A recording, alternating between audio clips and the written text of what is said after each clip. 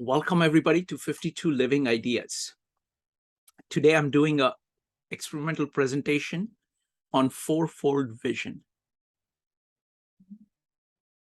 The working title of the presentation is Fourfold Vision: Why, What, How, Who, Where, and When.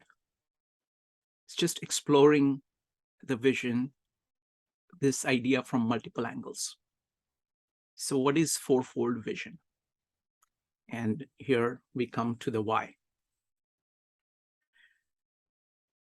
We went through 3 works which profoundly changed the way I look at the world, and even more so how I look at myself and other human beings. And they were Tao Te Ching, Bhagavad Gita, and the Gospel of John. And now add to that Louis Sullivan and Buckminster Fuller. There is something common to all these works, which is very different from what is prevalent in our modern times. And this is an attempt to identify what it is and how to deal with it. Okay. In summary, what I found was each of these thinkers, each of these works approached everything in an integrative way. They had, I'm simplifying things only a little bit. They had this multi-pronged way of approaching something. And each of the prongs were not opposite of each other, but they were a system. They actually worked together to produce the effect. For example, in Bhagavad Gita, there are 4 yogas. There is the Bhakti Yoga, which is devotion. There is the Jnana Yoga, which is knowledge. There is Karma Yoga, which is work, your action. And then there is Dhyana Yoga, which is about concentration. And Bhagavad Gita holds that these 4 ways are all ways to the center, to the core of your being. And as you progress on one of them, you end up making progress on the others.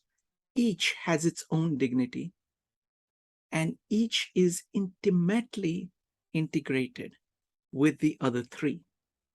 So even if you are pursuing knowledge or if you're pursuing devotion, if you do it in the right way, then you make progress on the others as well. So all 4 paths are leading to the same thing. They are 4 different perspectives on the same integrated being, that is you or the universe. The same thing I found the original idea of thinking about these fourfold way came to me from Carl Jung's work on thinking, feeling, intuition, and sensing. But in some ways, he's a modern, though the way in which he actually thinks about it is an integrated way. He's focused on, his great idea is that of the self and the great process of individuation, where all of these 4 functions work together to express the full, whole self. But the way in which most people apply these ideas of Carl Jung are in the modern way, where they look at the duality of it. And that duality, that, kind of this opposed to that, like thinking versus feeling or sensing versus intuition, that kind of a dual axis is not there in these integrative systems. The four things are integrated in a different way. So let me bring some things here.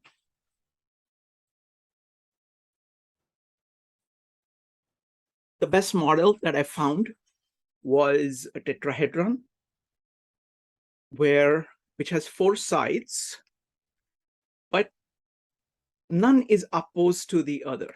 They are all,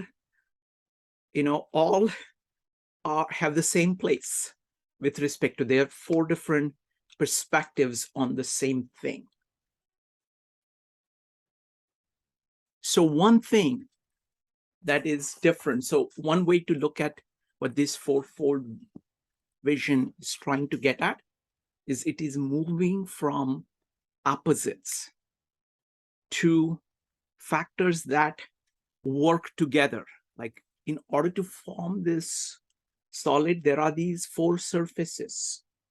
And if one of them is missing, you do not have a solid. You do not have a three-dimensional shape without the four surfaces. So first point is that of it is against the dualism of saying this, not that. It is four factors working together. Like, for example, so that was one example of Bhagavad Gita that we talked about. Then we went through the Gospel of John, and I used this model to go through the entire Gospel to talk about God the Father as the truth, the Son as wisdom, the word or thinking,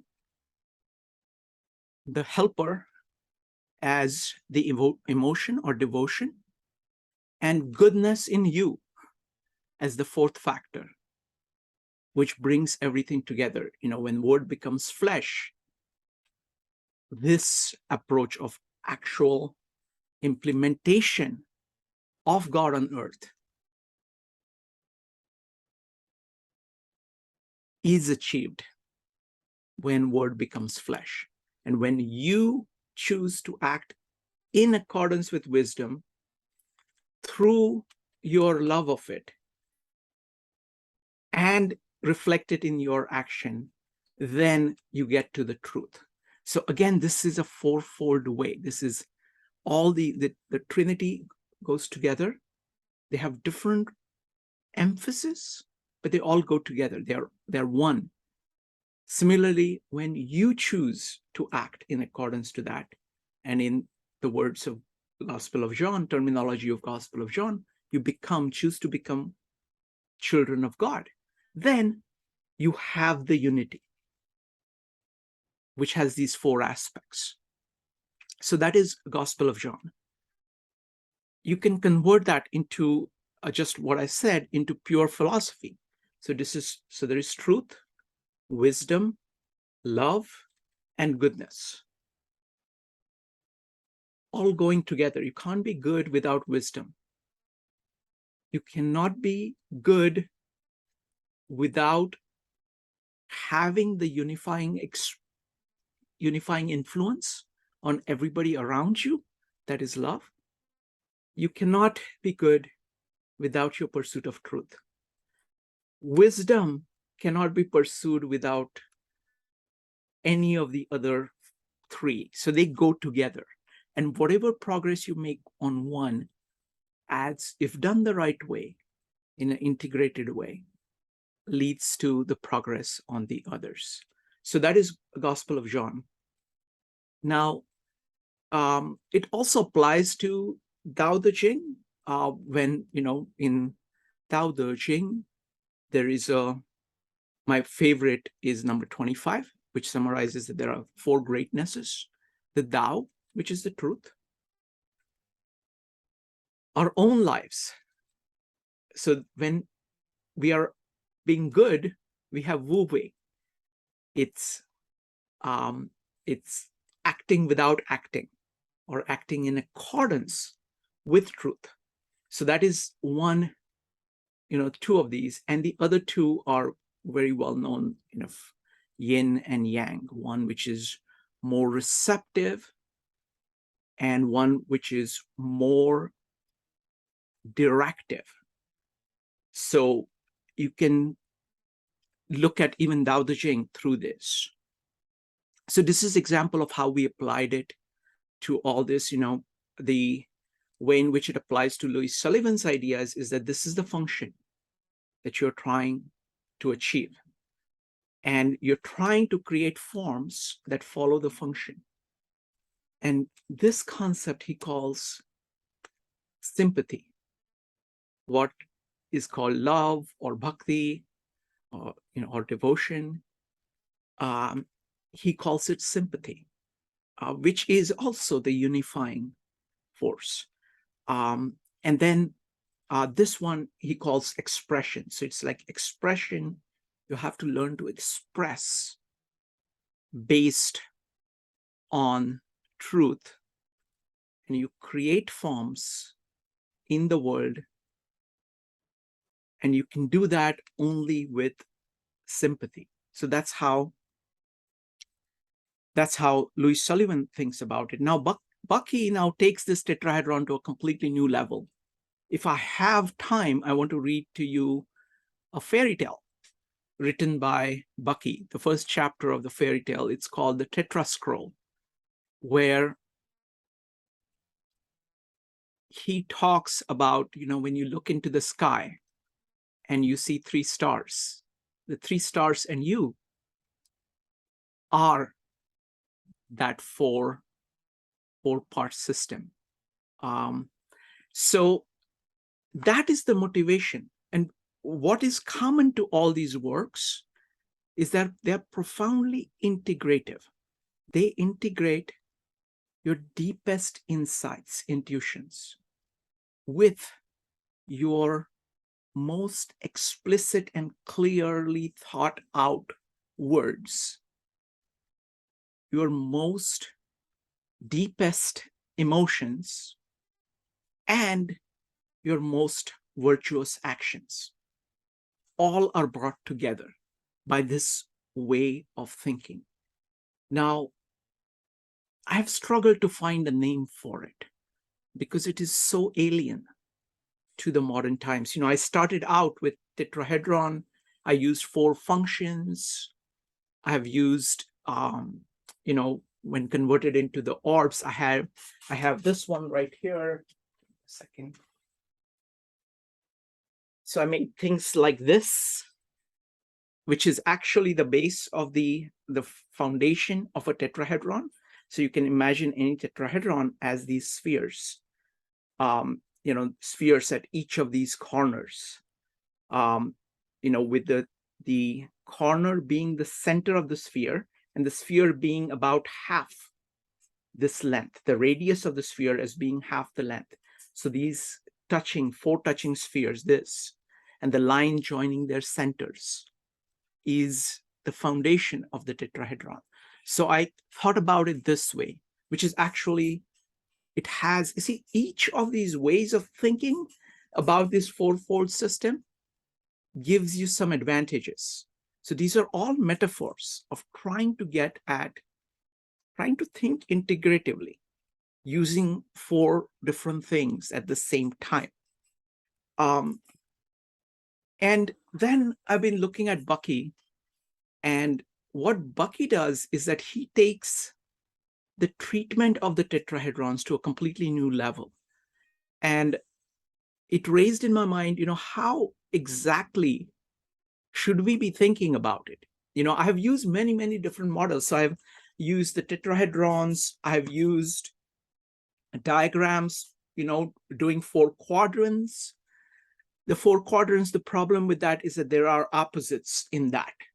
So that's not so good. So the beautiful thing about a metaphor is that the metaphor has to capture the nature of the thing that you're trying to capture, because metaphor has 2 parts. There is a metaphor, the tool that you know very well. So this shape you can see, you know very well.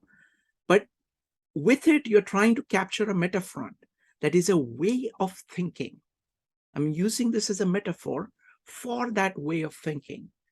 And whatever metaphor I use has some things which capture the nature of it, but it can have some things which are not like it, so that stop you from thinking about it. So you have to experiment with many, many, many, many different metaphors in order to get, to get to the reality. You always have to keep your eye on what it is, and you have to come up with a way of expressing it. So that's what I'm trying to do. So I have used these, I've used two-dimensional diagrams.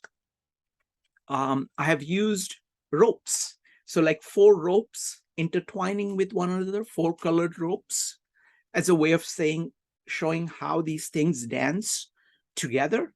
So there are many different ways that we have used to express, to capture this in metaphors. So, but the whole purpose here is that the why is that it's a different way of thinking. And that's what we are trying to capture. My best term for it right now is the fourfold vision. This comes directly from William Blake. He has written some poems, and he's written a whole book on this concept of fourfold vision. We're going to have a presentation on William Blake and Bucky Fuller this Sunday at 9 p.m. But I'm not that familiar with Blake. But I like the fourfold vision. So let me explain why. So firstly, it is fourfold. So it is 4, but it is fourfold. So it's like, in one sense, it becomes fourfold in the sense that it becomes 4 times as strong. That's one kind of connotation. Other kind of connotation is that these 4 things fold together into the whole. So that's why I like the word fourfold.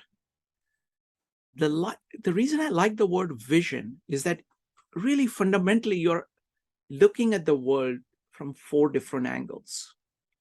So I think looking, for me, captures what we are trying to do, because it's a metaphor for thinking.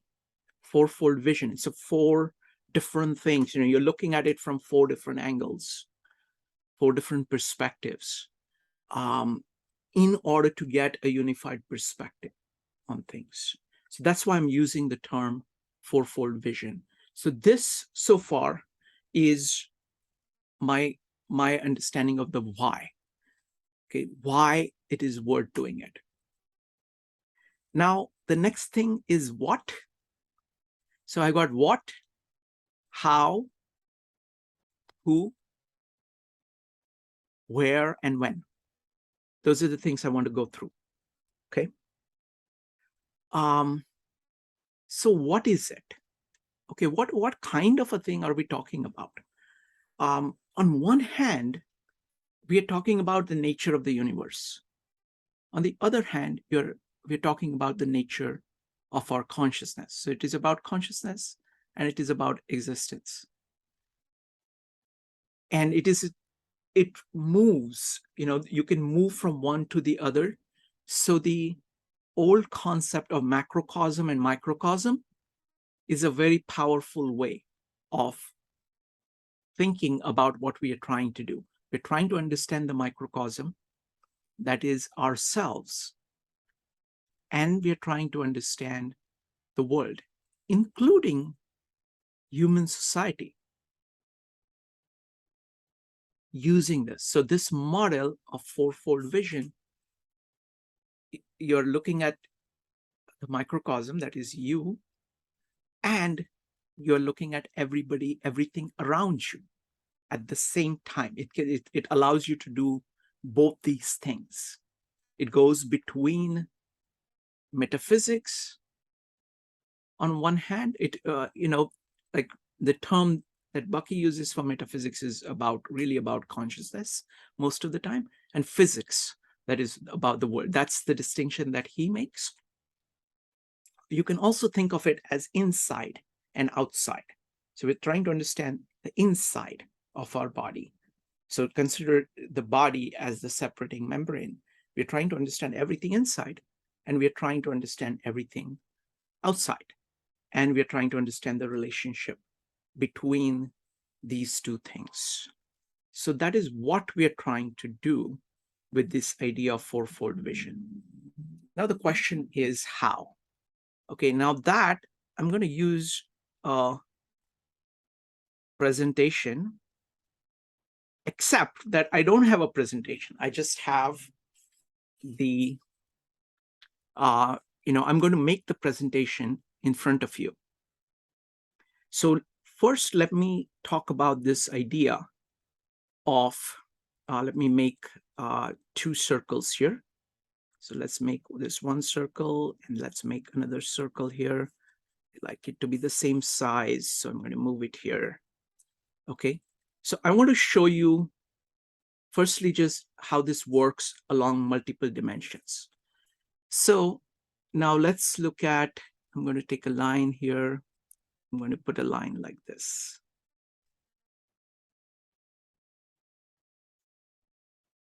Okay, not the right color. Let me make it, okay. So you have a line, and I'm going to send it back so it looks better here. Okay, so first let me show you how this idea works on a 2-dimension.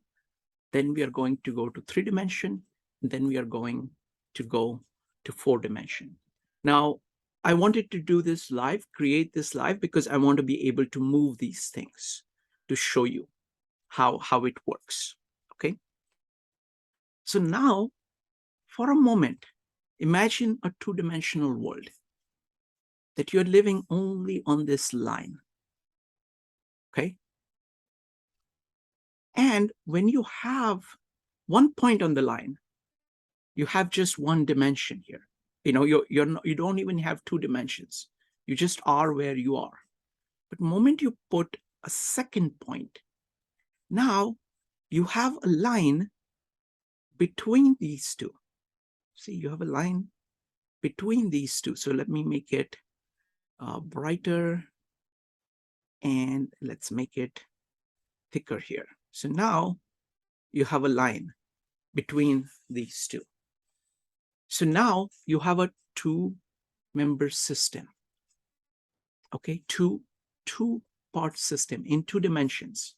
And what you have here is you have the inside of it. So that is this part. And you have the outside. So you can look at, like, for example, if you want to think of just 2 things interacting with one another, you can think of it this way. Okay, but still, you see, even in 2 dimensions, you have the concept of inside and outside. This is, let's call it microcosm. This we can call, outside of it, we can call macrocosm. Okay, and so you have the concept of inside and outside. So let's make a copy of this and move to a plane. So now let's assume that this entire rectangle is a 2-dimensional plane. Let's get rid of this. We have 2 things in there. Now that actually does not make a 3-dimensional object. For having a 3-dimensional object, we need a third one. Okay, and the third one can be anywhere. Just like over here, this could be here, or here, it could be anywhere. So this can move and this can move. So don't think of it as a static system, but think of each of these as independent functions able to move. But the beauty of this is that, let's delete this line. No matter where these go, there is always a line between them. So they can be moving anywhere. They can be moving anywhere, and there will always be a line between them. So you will have, and then if you extend it further, you have a line on of which they are apart. So what I'm saying is that think of it as moving objects. Okay. So this is a more generalized way than looking at fixed things. Okay, so this is how it happens on 2 dimensions. Now imagine the 3-dimensional thing. Always think of, these lines connecting each other. Let me see if this works properly. I'm going to connect this one up with this one, and I'm going to connect this up, another line from here to here, and we'll do one more line from here to here. Okay, let's make them all easily visible.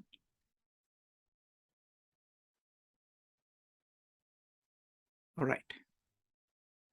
So now, if we move this, you see, you move this. So each of these can be independently moving. Let me move it here so it looks better.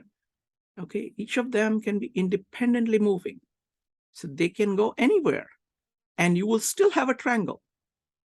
Okay, this is an enclosed space. There is an inside.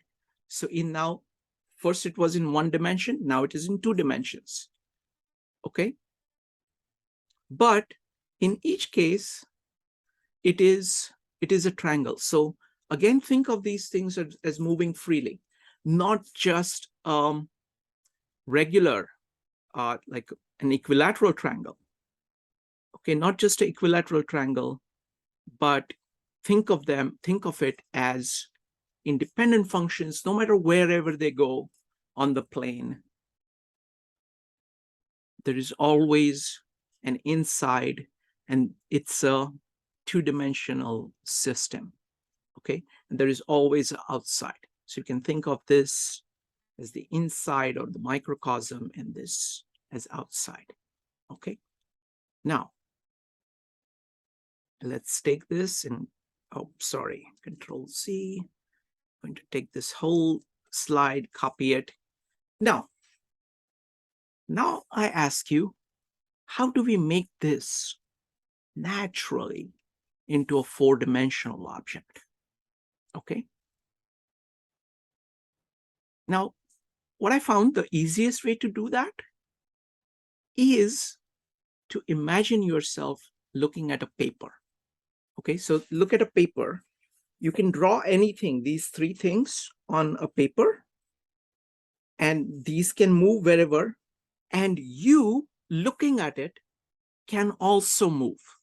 Okay, now I want to show you one thing here. There is a problem when it is exactly along the same line, because you lose the 2-dimensionality of a triangle. Like when you are on a 2-dimensional plane, if all 3 points are along the same lines, then you do not have a 2-dimensional object. So that is a constraint. So you can't be, the third point cannot be on the same line as 2 points. All right. Now, let's see if we can extend it to 3 dimensions. How do we extend? I'm saying the simplest way of extending is that imagine these 3 things moving around as we did in the previous diagram. But imagine one more being, and that is you looking at it, you being this 4th blob outside of the plane of that paper. And you can be moving anywhere you want.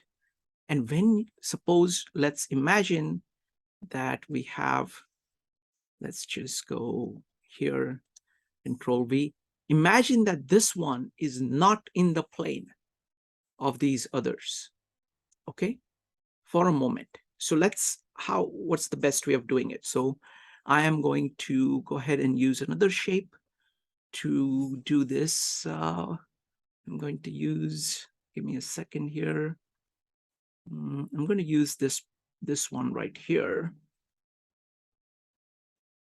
Okay, so imagine this, we'll use a different color for it. So let's use this color. Okay, so this is the 2-dimensional world. Let's make it a little bit bigger. Okay, and let's send it back.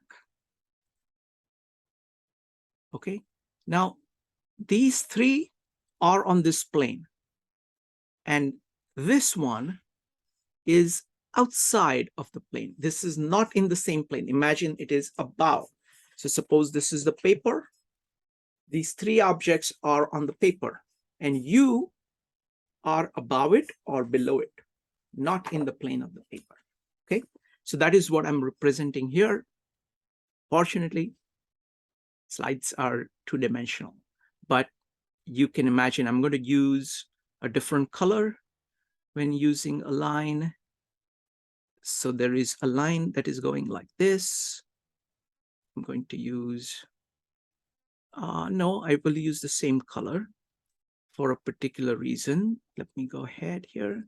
So there are lines here going to this object here like this, but always think that this is not in the same plane as these others. And as you move around and look at this thing,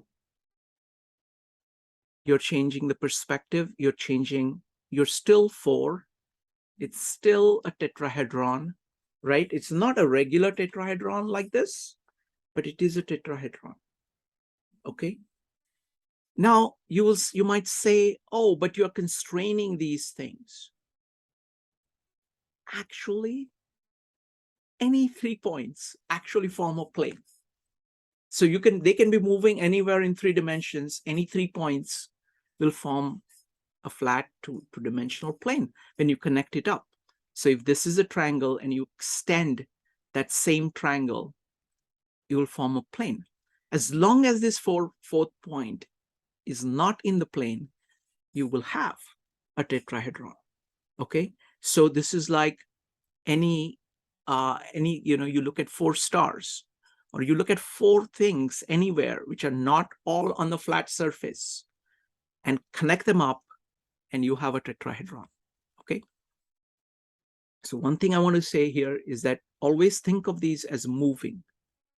Okay, think of them as moving.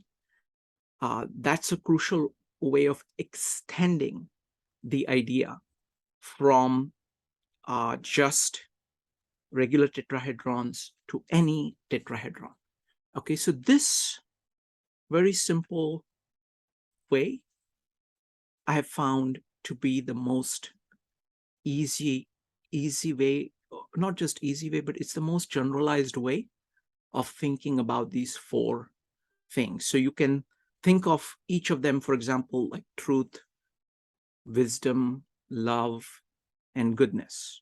Or you can think of it bhakti, it is devotion, concentration, that is dhyan, good work, which is karma, and jnana, which is knowledge. And you can see how they all function. Imagine them not just like this, but you can imagine them. Let me see how to do this.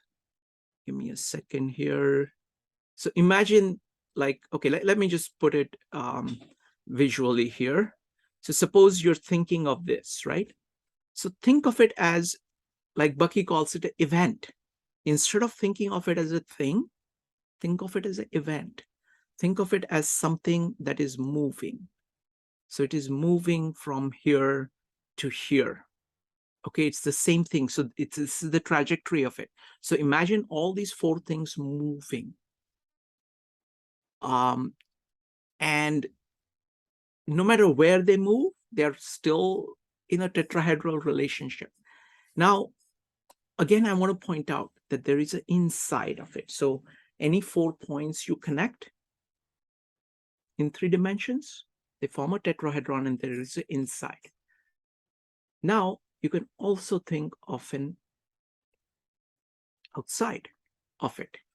So let's say, suppose we were to take this, right? Let's take this one, and I'm going to Control C it and Control V, and I'm going to make it little tiny here. And I'm going to get rid of this plane. So imagine this tetrahedron, sorry, and Z. I'm going to make this into, I'm going to group this. Let me just make sure I didn't get anything else. Nope, it is. Give me a second here. right? Take this and move it here. Okay, I'm taking this instead. I don't want to take this. To bring this back to what it was. Okay, so now what I want to do is consider this. I want to move this to here. Okay, and imagine I'm going to take this and I'm going to make it into one being. Okay, so now this, a tetrahedron, can be completely inside another tetrahedron. So you can think of it as the inside and outside. So you can look at the outside one, for example, as your family, and this inside as you. This is a business, this is you. You can look at your family and you can look at society. So you can look at each of these aspects. You can use all the four angles and you can see the interaction between not only within this unit, within the inner tetrahedron, but also you can look at relationships outside. Let's see how the American society is working. And then you can look at the connection between what is happening to society and to you. You can also look at it as parallel. So you can look at it as you as being one person looking at this other person and seeing how they are by themselves and what your interaction is with them. So this is a very flexible way of looking at this fourfold way. And you can, this is a very simple way of looking at it. So that is how I think about the how. Now let's come to the last questions very quickly. And then I want to open it up to hear what you guys think. Who? Well, you have four functions. You are an integrated being. Now, these four functions, by the way, it's actually arriving at those four is a conceptual feat. It is a tremendous achievement, like the four yogas or, the Trinity plus human being, or the core ideas of the Tao. What those four things are. What are the four great things? Because each of them actually capture a lot. And those together capture everything. Those four together and their interactions capture everything. You can't do this with just four random things. Just like, because they're very likely to be on the same axis, just one, you may be thinking only in 2 dimensions, or worse, 1 dimension, or 3 dimensions, instead of thinking in the 4-dimensional way. You actually have to work in order to find the 4 things that together make a holistic system. And that's what all of these great wisdom traditions do. So the question is who? So I think all of us are like that, each as individuals, and also the systems that are composed of us in society are like that. The world in general is like that. So you can think of it as the 4, you can think of it as fire, air, water, and earth, and the dance between them. I like light instead of fire. But so fire / light is one, which is equivalence of truth, equivalence of the intuition, equivalence. And then you have got air, which I think, so you can map those. So you can look at the world made up of those 4 things. And you can use that. Okay. So the who is you. It is any kind of social system that you have, or universe as a whole. You can think of the what as any of these things. Where and when, I think everywhere, and at any time scale, you can use it. So it's a very powerful way of thinking about things in an integrated way. So I would love to hear, this is a very quick introduction to why we should be using this fourfold vision, which is essentially a way of thinking, how it reflects nature and our own nature, how we can think about the microcosm using it, how we can think of macrocosm using it, how it allows us to understand relationships, how it allows us to understand ourselves, all the while keeping things integrated.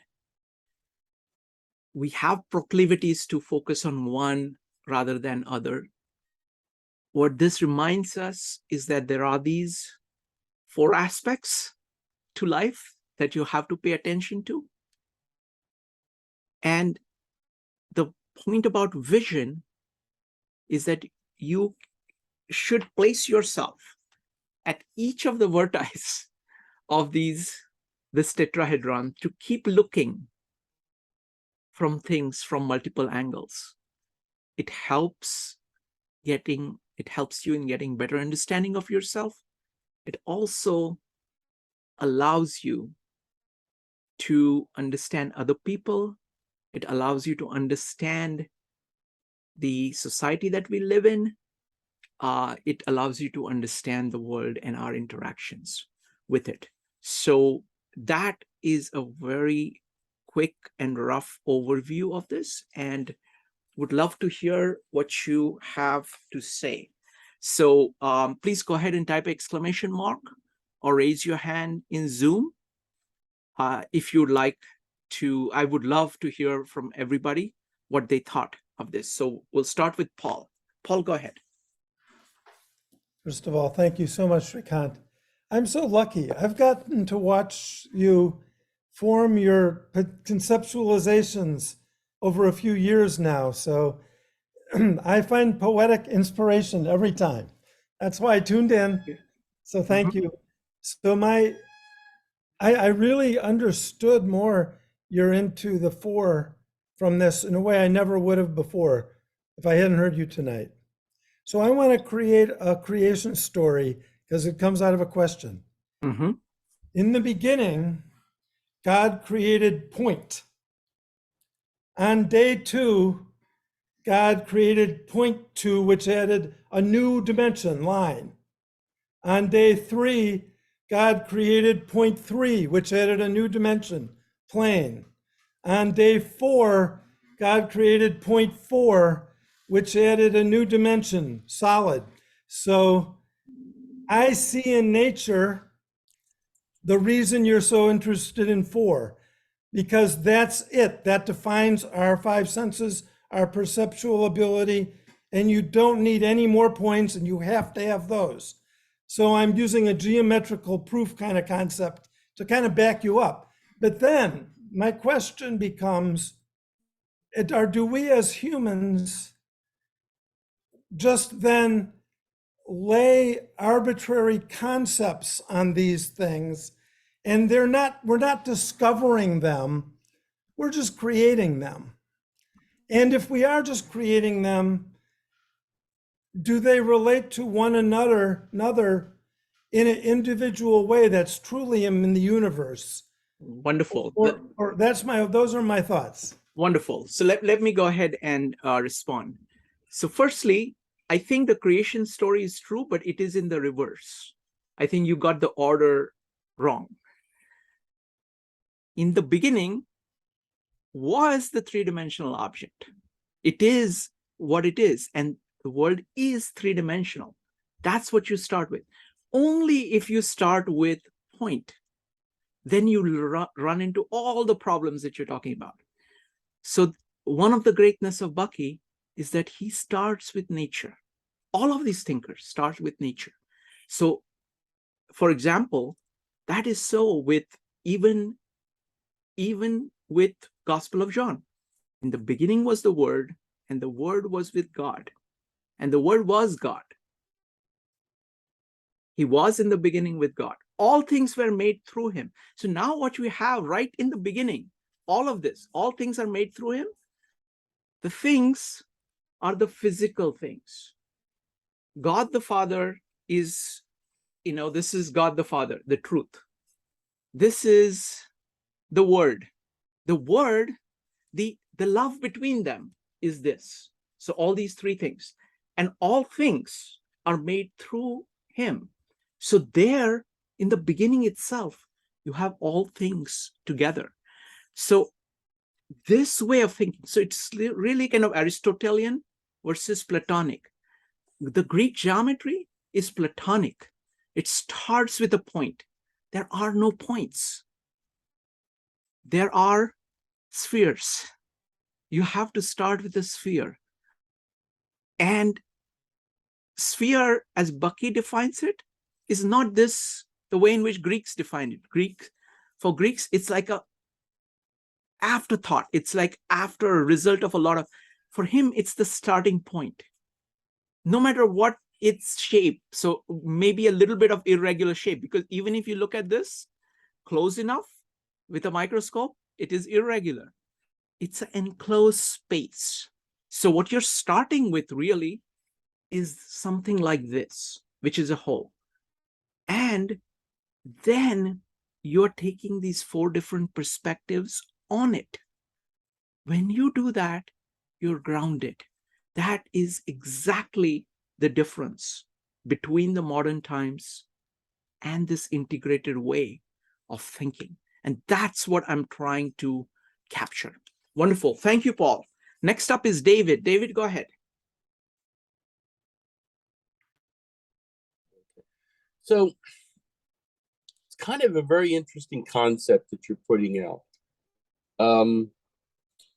As you were talking about the tetrahedron, though, a thought popped into my head was the edges. Mm-hmm. I would consider them to be, one of the things we've used is like pivot tables and things like that. As you described it, though, the thought that came into my mind is they're pivot edges. They allow you to pivot from one perspective, from one viewpoint, pivoting to another perspective. But what's interesting about the tetrahedron, all the edges pivot into and onto the others.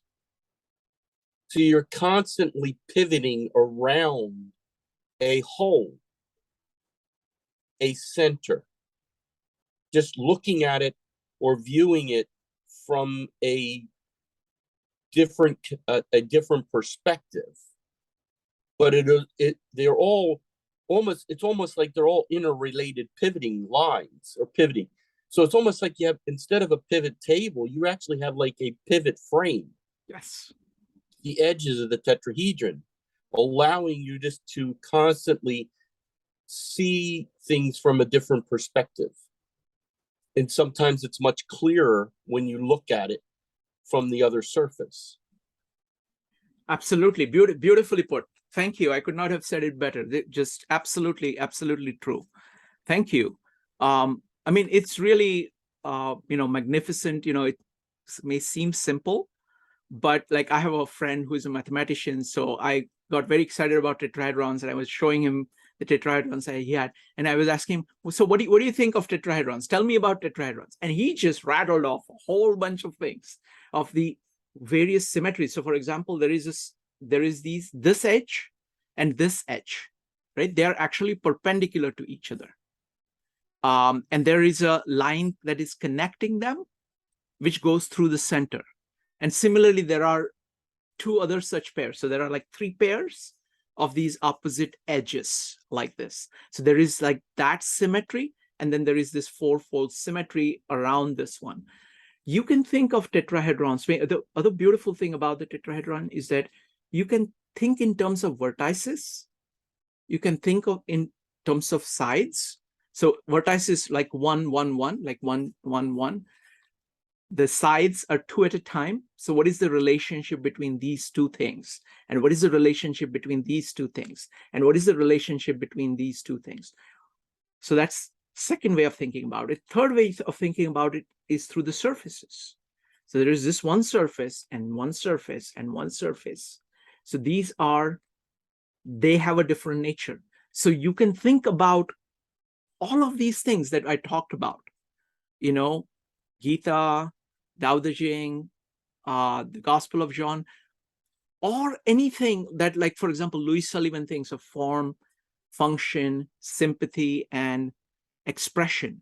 You can think of all of these things, or William Blake's fourfold vision, in all these multiple ways, either as just points, the vertices, or as sides, or as surfaces, or as a tetrahedron with everything interacting together.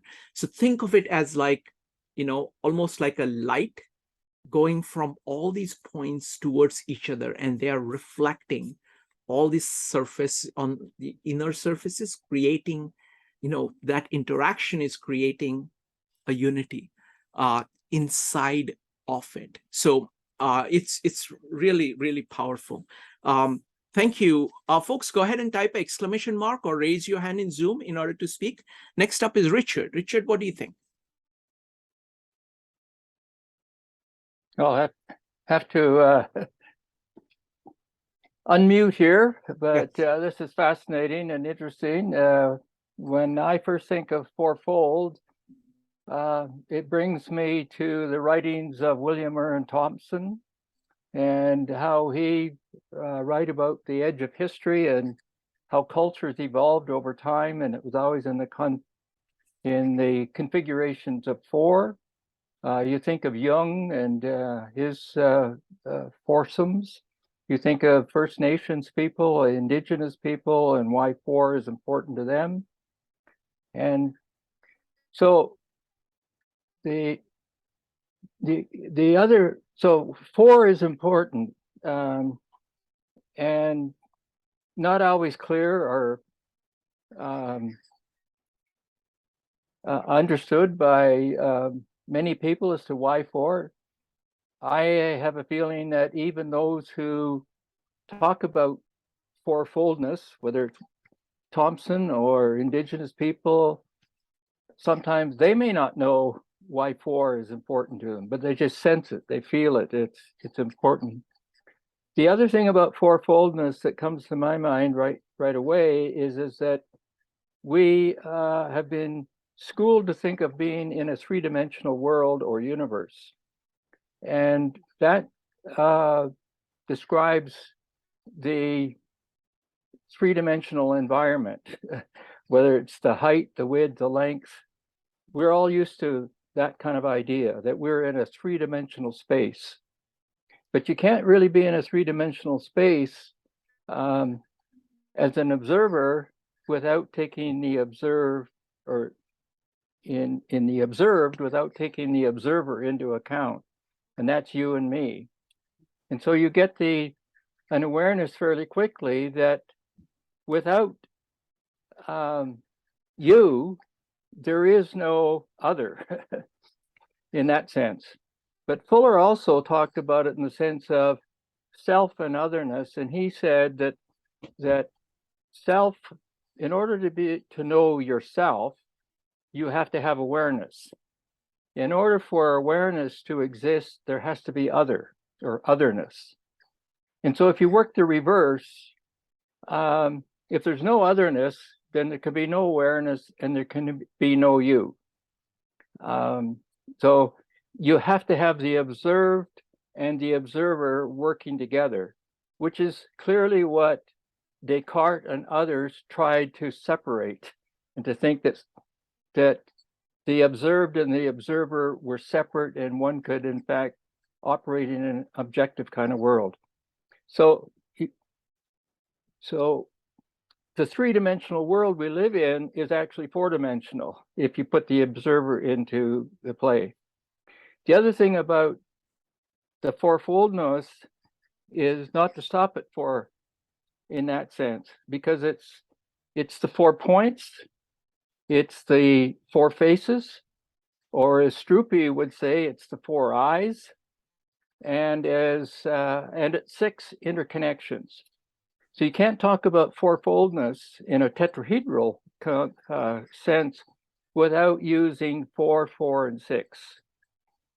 And it becomes very quickly understood, I think, when you see it in a kind of wireframe, or you see it in the 4 eyes kind of way that Struppi was talking about, and even in the conversation tonight, to see it in terms of those 4 points, or even on the model you've got. If you could pull them apart, then you can see the edges and how they interconnect. And there's 6 of them. But most of the time we see things in the solid form, so we have to imagine the edge or the interconnection. But when you pull it out, you can actually sort of see the interconnection. So then you can really see 4, 4, and 6. And it's the 6 interconnections that become really critical. And they become critical as we begin to more understand tensegrity and the way compression and tension works. And it's the relationship that actually holds or pulls apart the parts. And one last thing, the Platonic solid, which is the ones that we often refer to, and we understand them in terms of the tetrahedron, the octahedron, and so forth, but they are solids. And that was the error that the Greek thinkers made. They thought in terms of solids. Our science up until the 20th century thought in terms of building blocks, that there was an actual basic solid. We use the language today of solidarity to mean that we are all in it together, but we're not in it together as a solid with no flexibility. We're in it together as a network, as a interconnection of these relationships.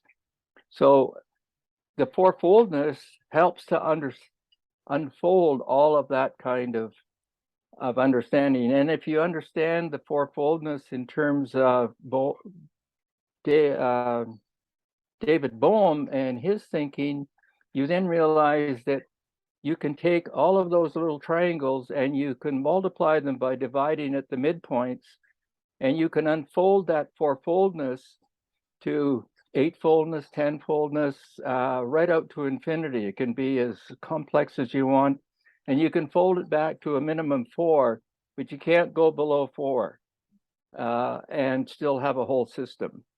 So that's my kind of connecting remarks to the idea of fourfoldness and the tetrahedron. Wonderful, wonderful. Thank you so much, Richard. Really appreciate that. So I want to make just a couple of points. First, I want to say what this is not. Because what happens is that most of the modern thinking uses the right angle and the coordinate system of X, Y, Z as a way of thinking about something. Now, that is an artificially created system. It is an abstract thing that you're starting out with: point, line, and this right angle. This way of thinking, starts with spheres, and you start packing the spheres and discover the patterns that are there in nature. And then you're mapping things using that. So one part of